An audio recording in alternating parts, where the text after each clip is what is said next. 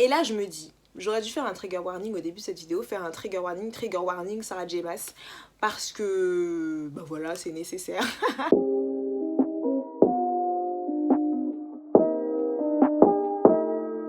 Je tiens juste à préciser que si vous vous demandez pourquoi est-ce que ma coiffure est aussi chaotique, c'est parce que je voulais faire 2 petits chignons, sauf que j'avais que 2 élastiques et que j'en trouvais pas d'autres. Du coup, ils se sont défaits et je me suis dit, c'est pas grave. Bah, du coup, si vous avez pas remarqué, c'est que vous êtes des gens bien et que vous calculez pas l'apparence des gens. Et dans le cas contraire, arrêtez d'être superficiel. Salut tout le monde, j'espère que vous allez bien. On se retrouve aujourd'hui pour une des dernières vidéos de l'année où je vais vous présenter mes meilleures et mes pires lectures de mon année 2021. Alors sachez qu'au début je voulais vous faire un truc hyper stylé, genre je voulais utiliser les storygraphes pour faire des graphiques, des trucs, ce que j'ai le plus lu, etc. Mon genre préféré, tout. Bref, le tout en graphique, sauf que je viens d'essayer de le faire et ça prend un petit peu de temps et il faut absolument que je filme cette vidéo maintenant parce que sinon il va faire nuit et on va rien y voir et la qualité sera dégueulasse. Bref, je m'y suis pas pris à l'avance et tout, peut-être dans ma prochaine vidéo, je ne sais pas encore quelle sera ma prochaine vidéo, mais peut-être, ou bien sinon ce sera au début du mois de janvier, mais j'ai trop hâte de pouvoir vous mettre des graphiques tout partout sur les vidéos. 2021 est presque fini et donc qui dit fin d'année dit meilleure et pire lecture de l'année. Alors pour les pires lectures vous allez être étonnés parce que j'en ai sélectionné que 3. Certes j'ai eu pas mal de lectures qui étaient médiocres cette année, mais pas au point de les placer dans les pires lectures. Par contre les 3 bouquins dont je vais vous parler là, bref, je vous en reparlerai juste après, mais on va donc commencer par les meilleures lectures de l'année. Si vous me connaissez un petit peu, vous savez que je suis pas du tout du genre à mettre 5 étoiles à un livre. Bon déjà je note pas mes livres parce que je sais pas, j'y arrive pas et... Bref, je note jamais mes livres, mais vous savez que si j'étais du genre à noter mes livres, il y a très peu de livres auxquels je donnerais 5 étoiles, parce que vraiment pour qu'un livre, pour que je lui donne 5 étoiles, il faut qu'il m'ait ému, que je me sois attachée au personnage, que j'ai trouvé que le plot soit trop bien et tout. Peut-être pas tous ces points-là accumulés dans une seule histoire, mais en tout cas ça demande quand même pas mal de trucs et il faut vraiment que je sois captivée dans ma lecture, parce que moi je suis une personne qui m'ennuie très vite.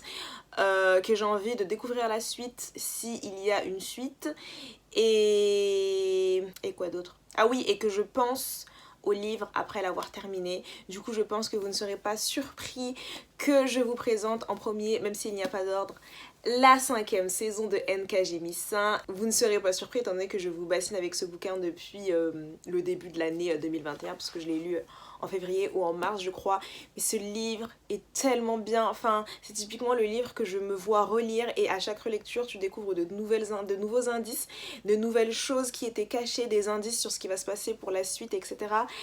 Et j'ai tellement aimé ce bouquin, il était trop bien franchement. J'ai fait une vidéo complète sur les livres de la Terre fracturée qui est sans spoilers, donc si vous voulez aller la voir je vous la mettrai là juste au-dessus de ma tête parce que je vais pas répéter le résumé et tout, mais ce livre était magnifique, que ce soit l'histoire, que ce soit le plot, que ce soit la fin, que ce soit l'écriture. C'était génial, c'était vraiment un mélange parfait de fantasy slash dystopie slash science-fiction et c'était maîtrisé à la perfection franchement, et ça m'étonne toujours qu'on n'entende pas plus parler de ce livre. Je me dis c'est peut-être parce qu'il n'y a pas énormément de romance dedans et que généralement sur Bookstagram et sur les réseaux sociaux ce qui est privilégié tout de même c'est quand même les livres qui comportent de la romance, mais il est tellement bien franchement, lisez-le. À jamais gravé dans mon cœur ce bouquin franchement, et je pense lire l'autre trilogie de l'autrice qui est la trilogie The Inheritance Trilogy, la trilogie de l'héritage, ça doit être un truc comme ça.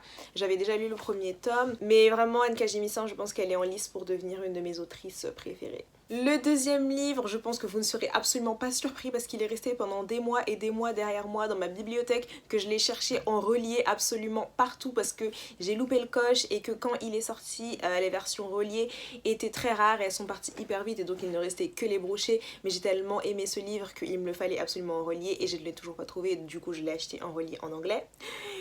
Je reprends ma respiration parce que j'ai parlé très vite. Mais il s'agit tout simplement de la 9e maison de Leigh Bardugo qui a été un énorme, mais alors un énorme coup de cœur. Enfin, je pense que cette saga, si Madame Leigh Bardugo sort un jour la suite, parce que je tiens à faire une parenthèse, celui-ci est sorti en 2020, Normalement le tome 2 était censé sortir en 2021, mais du coup Leigh Bardugo a été un peu retardée avec la sortie du Shadow and Bones, puisqu'elle travaille, elle travaille avec les scénaristes, qu'elle écrit les scénarios, etc.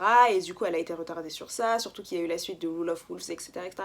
Bref, c'était un petit peu compliqué, et du coup on n'a toujours pas de date de sortie pour la 9ème maison, mais en fait moi j'en ai besoin. J'ai besoin de savoir ce qui va se passer, j'ai besoin de savoir la suite de la 9ème maison, parce que j'ai tellement aimé ce livre que le 2e tome ne peut être que plus explosif. Désolée, j'ai fait un mental breakdown en plein devant la caméra, mais la 9ème maison. Donc on suit l'histoire d'une fille qui s'appelle Alex Stern et qui a vécu une adolescence et une enfance absolument chaotique parce que Alex a un don qui est très spécial, qui est le don de pouvoir voir les fantômes. Et en fait un jour, alors qu'elle va être la seule rescapée d'un massacre, elle va être approchée par une maison qui s'appelle le L'été et qui est une maison qui fait partie des maisons de Yale en fait. Et en fait ils vont lui demander de venir faire partie du L'été parce qu'en fait à Yale il y a des sociétés secrètes qui utilisent la magie. Il y en a 8 du coup, donc on a 8 sociétés secrètes qui utilise la magie. En fait le L'été est aussi une société secrète mais qui a pour but de superviser les autres sociétés par rapport à tout ce qui se passe sur Yale, et vu que Alex a ce don spécial, elle pourrait leur être très très utile. Et voilà, du coup elle arrive à Yale, etc. Il y a une histoire de meurtre, des intrigues et tout, bref. Ce livre était trop bien, mais vraiment genre je l'ai vraiment kiffé. Je sais qu'il y a pas mal de gens qui ont eu du mal parce que entre les différentes timelines et tout, qu'il y avait beaucoup de descriptions, etc. Mais moi je l'ai trouvé génial en fait. J'ai su dès les premières pages que ce livre avait été un coup de cœur et effectivement ça a été le cas. Donc franchement une de mes meilleures lectures. Et Miss Bardugo, j'ai besoin de la suite s'il vous plaît, j'en ai besoin pour vivre. Ensuite, c'est un livre dont je vous avais parlé dans mon update lecture du mois d'août et dont finalement j'ai pas tant de temps parlé que ça, même si je suis littéralement obsédée par ce bouquin, et il s'agit tout simplement de Crescent City de Sarah J. Maas. Et là je me dis, j'aurais dû faire un trigger warning au début de cette vidéo, faire un trigger warning Sarah J. Maas, parce que bah voilà c'est nécessaire. Mais oui, trigger warning parce que Sarah J. Maas elle est hyper problématique comme femme et tout, et que de base je ne suis pas une fan de ses livres, mais vraiment personne n'a été plus surpris que moi par l'amour que j'ai porté à ce bouquin, genre vraiment, parce que je l'ai lu au mois d'août et j'y pense toujours en fait, et je me suis rendu compte que ce livre réunissait vraiment tout ce que j'attendais d'un livre de fantasy pour que ce soit un énorme coup de cœur. Parce que ce que j'ai remarqué dans la fantasy, c'est que souvent les romans de fantasy qui sont écrits par des hommes, je vais kiffer le world building, l'intrigue, le plot, etc. Les retournements de situation vont être incroyables. Mais dans les fantasy écrits par les femmes, ce que je vais le plus aimer, c'est le développement des personnages, les personnages en tant que tels. Je vais plus m'identifier aux personnages, plus les apprécier, etc.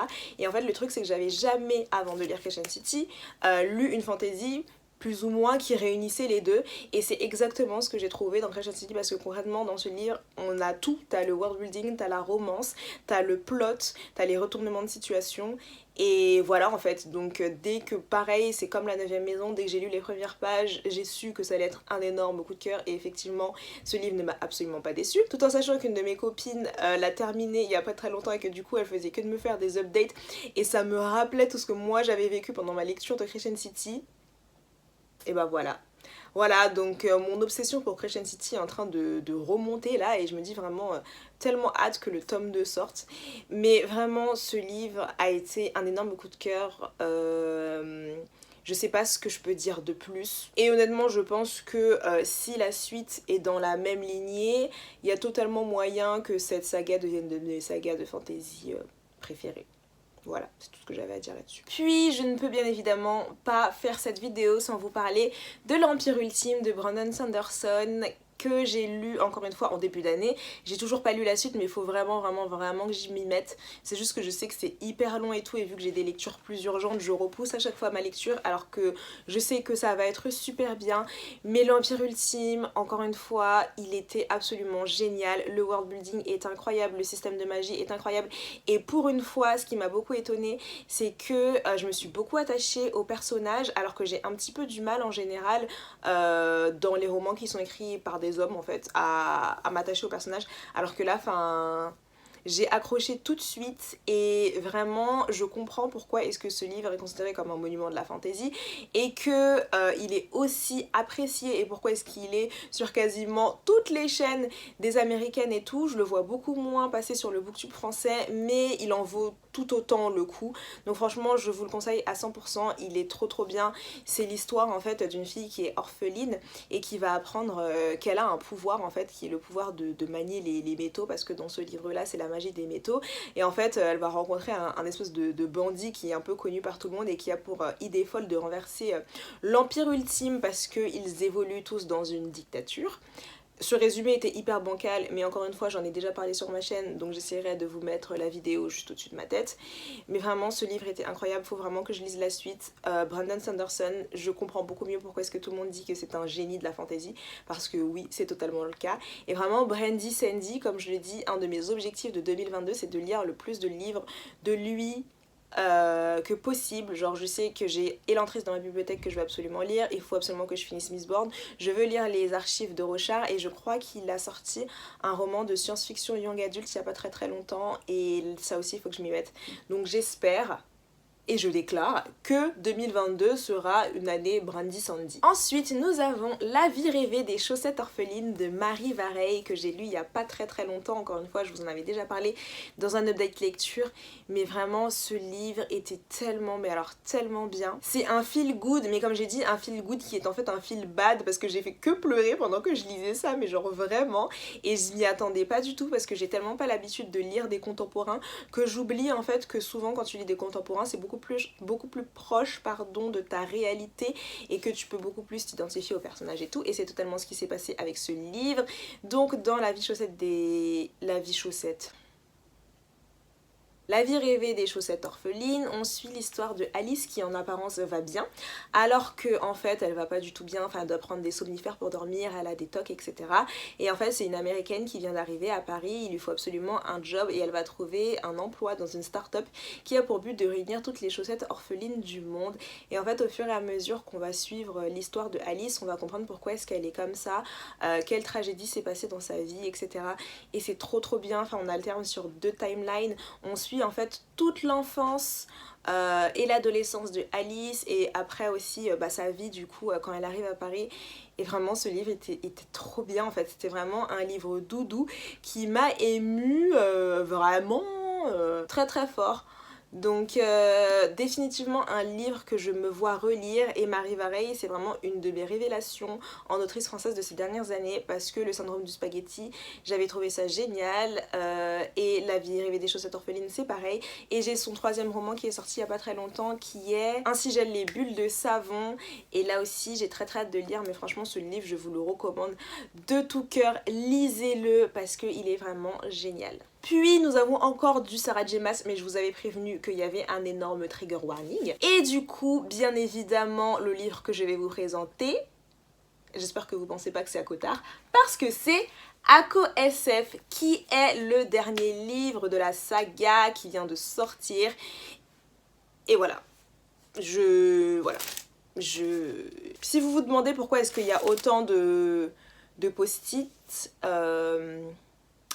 it's because I'm mentally ill. Mais Ako SF, ça a vraiment été une trop bonne lecture. Et dites-vous qu'en fait, à Cotard, si j'ai vraiment lu la saga à Cotard, c'était pour pouvoir lire Ako SF, justement.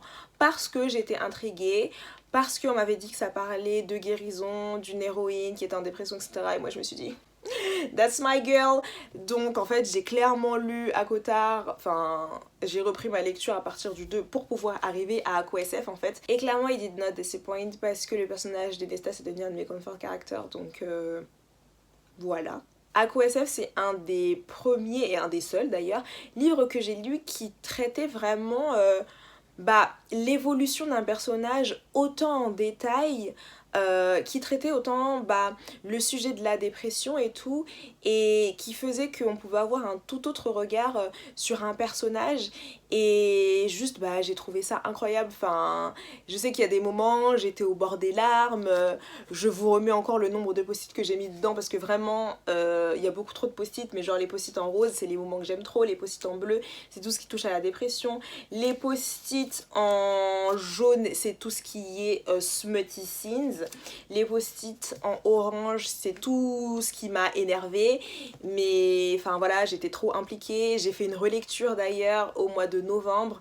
Et en relisant, je me suis vraiment dit, purée, mais il y a tellement des plot holes et des trucs qui n'ont aucun sens et des trucs qui ne sont pas cohérents. Mais pour le coup, j'ai fermé les yeux et j'ai mis un joker.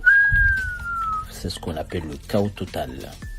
Je ferme les yeux, je mets un joker. Parce que Nesta en vaut totalement la peine. Donc voilà, je peux pas trop vous en parler parce que ça risque de vous spoiler les autres livres, étant donné que c'est le 5e tome d'une saga.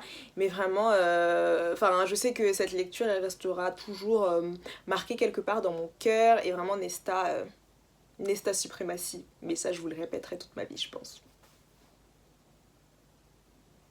Je suis en train de me dire, mon trait toxique, c'est vraiment de mettre 5 étoiles à chaque livre où t'as un personnage principal féminin, hyper sassy, hyper badass, un poil sarcastique et potentiellement en dépression. Do you think that you are toxic? No. Why not? I potentially could be, yeah. Yeah. Je pense que ça en dit long sur moi. Et enfin, pour terminer, dans mes meilleures lectures de cette année, nous avons Jane Eyre de Charlotte Brontë. Et ce livre, il est incontournablement été intégré dans mes livres préférés. Parce que je l'ai trouvé si beau et si fort et si poétique. Et je vous en avais du coup parlé dans mon update lecture quand je l'ai terminé, ainsi que dans ma vidéo sur les romans éternels il me semble. Mais du coup dans Jane Eyre on suit l'histoire d'une jeune orpheline en fait qui a été adoptée par son oncle quand elle était jeune parce que ses parents sont morts. Sauf que son oncle meurt et donc elle est un peu à la merci de sa tante. Mais sa tante est hyper méchante et elle veut pas s'occuper d'elle, donc sa tante la refile à un orphelinat. Sauf que dans cette espèce d'orphelinat institution, les conditions de vie sont absolument terribles, que t'as plein de pensionnaires.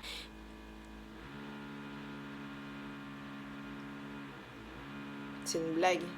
Je reprends parce que mon voisin a arrêté ses bêtises en disant que les conditions de vie dans ce pensionnat sont absolument...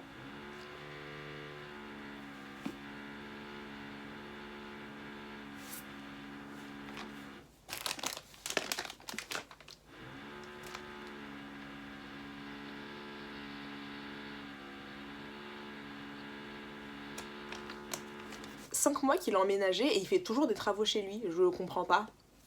Au bout d'un moment, faut s'arrêter, monsieur. Bref, j'espère que c'est terminé.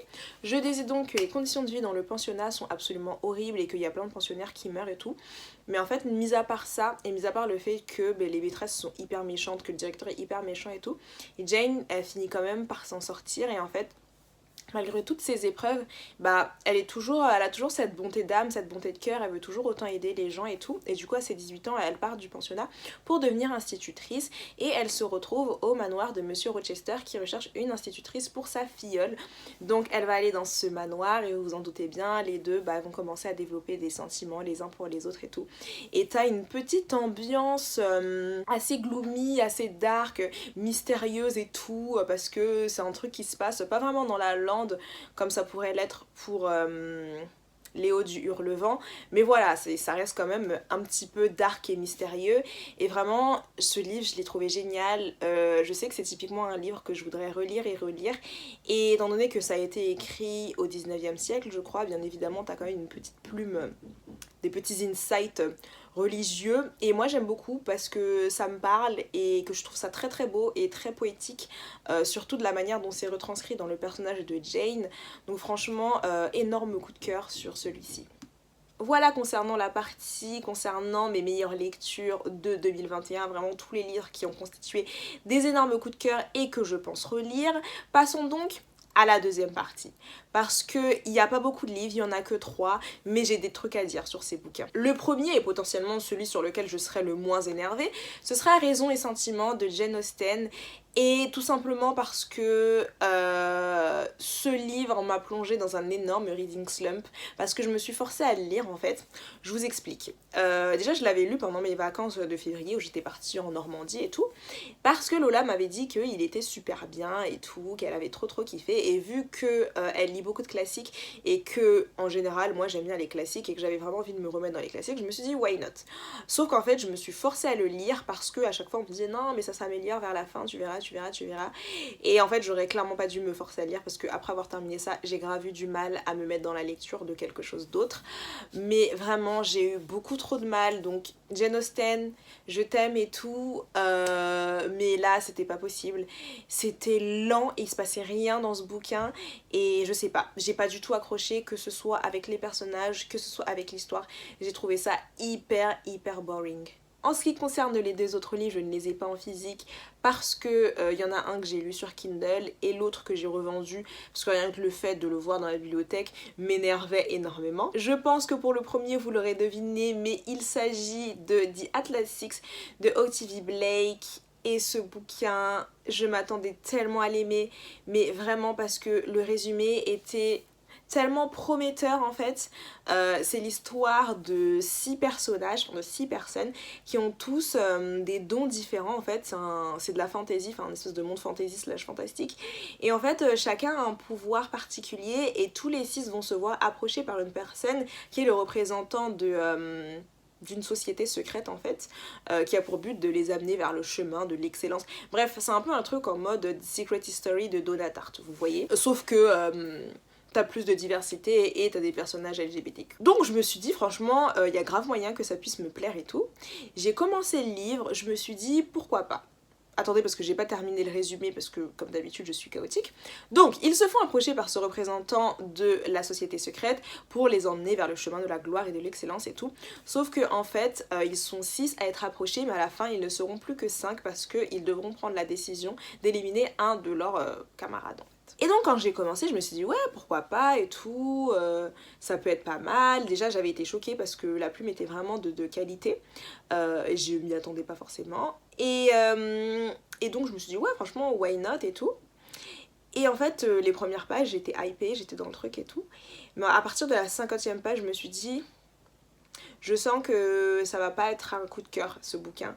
Et plus j'avançais dans l'intrigue et plus ce sentiment a été confirmé. Je dois avouer que certes les conditions pour une partie de ma lecture n'étaient pas idéales parce que j'étais en cours et que ce cours arrachait vraiment mon âme et que c'est exactement pour ça que je me suis mise à lire sur mon ordi. Mais en fait même quand je le lisais chez moi ou dans les transports, j'accrochais toujours pas. Donc au début j'ai voulu mettre le blâme sur les conditions de lecture mais en fait c'était pas du tout ça. Déjà on nous a grave menti parce que les gens arrêtaient pas de dire que ça se lisait hyper bien et hyper vite comme une fanfiction. It was all a lie. It was all a lie.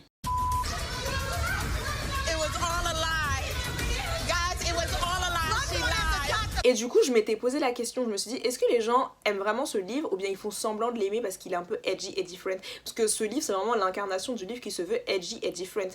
Parce que tous les personnages sont détestables. Mais genre vraiment tous, il n'y en a pas un pour attraper l'autre.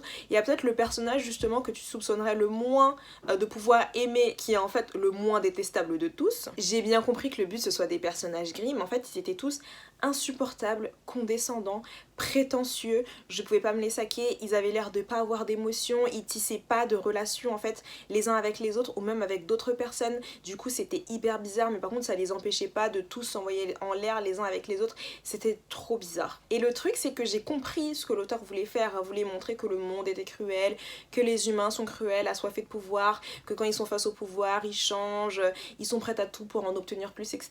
Oui j'ai compris mais vraiment ce livre it did not give what it was supposed to be gave. It was supposed to give, but it did not give what needed to be gave. Et le truc c'est qu'il se passe absolument rien dans ce livre. C'est un truc assez court qui fait 400 pages max je crois, mais j'avais vraiment l'impression de lire un bouquin de 800 pages tellement il se passait rien parce que c'était axé sur l'évolution des personnages, sauf que moi j'aimais pas les personnages donc évidemment je ne pouvais pas accrocher.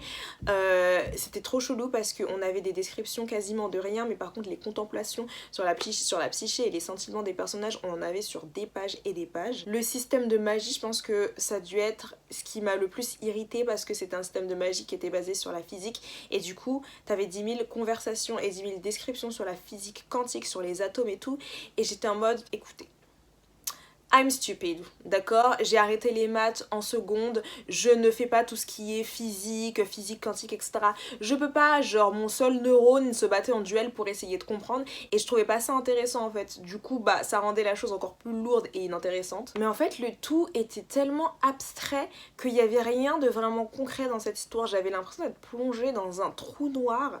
Et si on doit vraiment parler de la plume, au début je l'avais trouvé sympa, mais par la suite en fait la plume était aussi prétentieuse que les personnages, qui a vraiment renforcé mon opinion que ce livre avait pour le but d'être edgy et different, parce que bon, une utilisation de mots compliqués etc pour rendre le tout un peu plus complexe pour complexifier l'histoire et tout, alors que finalement c'était hyper vide et abstrait. Enfin même les conversations entre les personnages c'était horrible, j'avais vraiment l'impression d'être la spectatrice d'une discussion entre les philosophes de la Grèce antique, tu vois. Et j'étais en mode, mais déjà personne ne parle comme ça dans la vraie vie. Et ensuite, qu'est-ce qu'il raconte? Quel est le fond? Quelle est la substance? Enfin bref, cette lecture a vraiment arraché mon âme. Quand je l'ai terminée, j'étais physiquement épuisée. Et le truc, c'est que même si j'ai pas aimé, avec le recul, je me suis dit, tous les points que je viens d'énoncer et surtout tout ce que je reproche au personnage, bah en fait je pense que c'est pour ça que les gens ont autant aimé l'histoire en fait. Pourquoi est-ce qu'il y a autant de gens qui ont accroché, qui ont dit que c'était leur meilleure lecture de l'année? Et je pense que c'est vraiment tous les points que j'ai énoncés et bah qui ont fait que certaines personnes ont aimé l'histoire pour exactement les mêmes choses. Donc je pense que c'est vraiment une histoire de goût et une histoire d'affinité et de tout simplement, enfin c'est personnel en fait. Pour ce bouquin, c'est un ressenti personnel, mais pour le coup je suis contente en fait que l'autrice ait quand même réussi à trouver son audience cible, parce que bah elle le mérite et tout. En plus son livre s'est fait racheter par une maison d'édition, donc il va être publié officiellement et tout, parce que c'était de l'auto-publication. Mais vraiment moi je pouvais pas, enfin j'ai un trop mauvais souvenir de ce bouquin.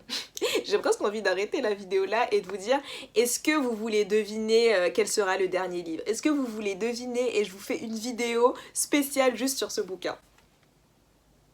Mais en fait non, je pourrais pas parce que je m'en souviens pas suffisamment dans les détails pour pouvoir vous faire une vidéo spécifiquement dessus. Mais pour le troisième livre, il s'agira tout simplement de From Blood and Ash de Jennifer L. Armentrout. Et je sais que là, il y a plein de gens qui vont être super énervés parce que ça a été leur lecture de l'année, c'est leur livre préféré, leur saga préférée et tout. Mais ce livre me donne de l'urticaire. Et le truc c'est qu'il y a plein de livres populaires que j'aime pas et tout, enfin il y a pas de souci, on peut pas tous avoir les mêmes goûts, vous imaginez, le monde serait hyper ennuyant si on avait tous les mêmes goûts.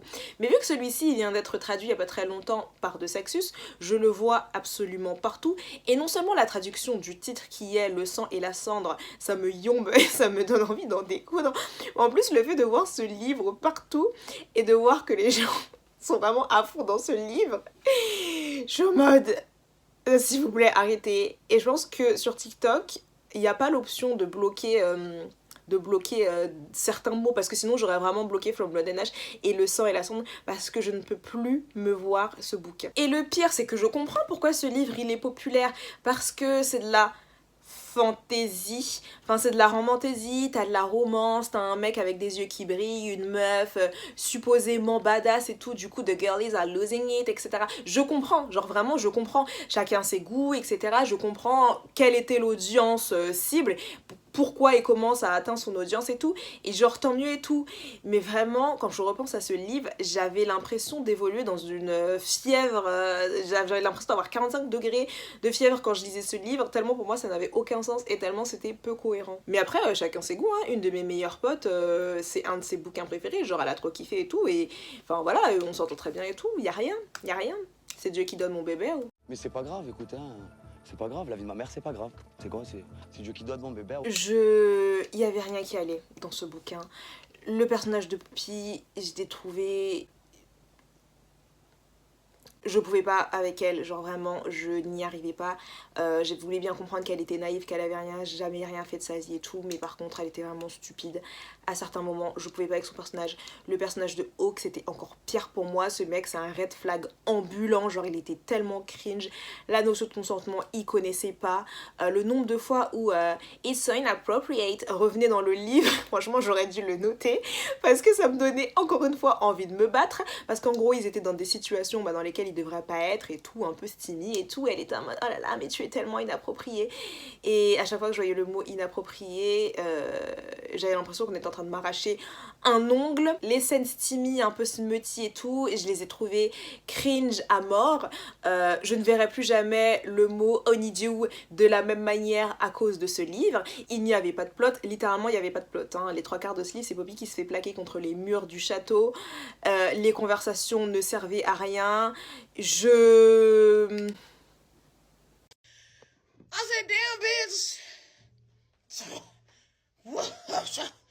sais pas si on peut ressentir mon désespoir là, mais rien que d'y repenser, ça me donne mal au crâne. Mais vraiment, il y avait rien qui allait dans ce bouquin, il y avait vraiment toutes les tropes que je détestais, toutes les tropes génériques de YA que je détestais, sauf que ça a été transformé un petit peu en new adulte. La seule action qui s'est passée, c'était vers la fin du livre. Le seul plot twist, c'était pas un plot twist parce que je l'avais vu venir à 10 000 km. Mais vraiment ça n'avait aucun sens, que ce soit l'écriture, que ce soit le plot et tout. Apparemment c'est expliqué dans la suite, mais en fait après avoir lu ça, il est hors de question que je lise la suite quoi, parce que déjà que j'ai eu du mal à le lire, je vais pas m'imposer de lire la suite, genre certainement pas. Mais pour le coup je pense que ça doit vraiment être une de mes pires lectures de cette année, genre c'est vraiment ma pire lecture sûrement. Franchement, Octogone avec The Atlas Six, hein, parce que c'était vraiment pas évident. Du coup, désolée si vous êtes fan, mais comme j'ai dit, genre y a pas de souci, hein, chacun aime ce qu'il a envie d'aimer et tout, mais moi c'était juste pas possible. Voilà. Et voilà tout le monde, c'est tout pour cette vidéo, j'espère que ça vous aura plu. Je pense que oui, parce que j'ai l'impression que vous aimez beaucoup m'entendre critiquer des bouquins. Genre à chaque fois vous me recommandez des livres et tout, que vous savez très bien que je vais pas aimer juste pour que je puisse les critiquer. Et genre je crois que j'avais fait un sondage où j'avais posé la question dans ma story Instagram et vous étiez tous en mode non mais moi j'aime beaucoup t'entendre déglinguer des bouquins, j'aime beaucoup t'entendre te plaindre et tout. Et je suis en mode vous ne voulez donc pas que je sois heureuse, c'est ça? Don't you want me to have any joy? Mais voilà, du coup j'étais très contente de faire cette vidéo, j'espère que ça vous plaira. N'hésitez pas à me dire en commentaire quelles ont été vos meilleures lectures de l'année, peut-être que ça me donnera des idées et tout, parce que j'avais posé déjà la question sur Insta, j'ai eu pas mal de retours et ça m'a donné des petites idées de livres que j'ai envie de lire, parce que j'ai envie de savoir ce que vous aimez et pourquoi vous avez tant aimé. Et du coup je vous fais de gros bisous et je vous dis à la semaine prochaine pour une nouvelle vidéo.